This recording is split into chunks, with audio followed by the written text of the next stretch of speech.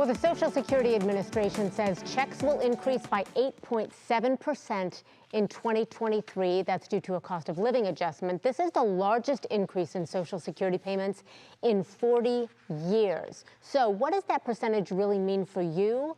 Well, for the average retiree, it's an increase of approximately $146 a month.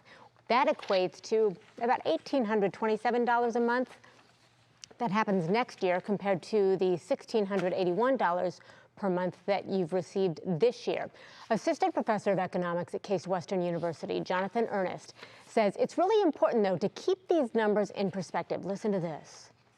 Essentially what the increase means is that they're better able to keep up with buying the things that they were already trying to afford, right? It's not this huge windfall where suddenly they have these extra dollars that they weren't previously allocating. It's just saying, well, now I don't have to pare back my shopping trip quite as much. He makes the point that this isn't similar to the stimulus checks that we saw during the pandemic, but this is a permanent increase. It's not going to go away a few years from now, but it may be a larger bump than we'll see again for some time. If we get inflation under control over the next year or two, and inflation numbers are much lower, then I wouldn't expect another 8 point something% increase next year. And the following year on top of that, I would expect those increases to decrease to lower levels along with inflation.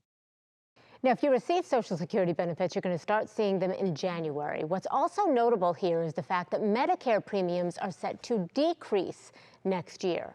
However, a spokesman for the Senior Citizens League pointed out this adjustment can still leave most older people financially vulnerable because the strategy they use for adjustments puts too much emphasis on gas and transportation costs, which retirees spend less on compared to food, health care, and housing, which they really need.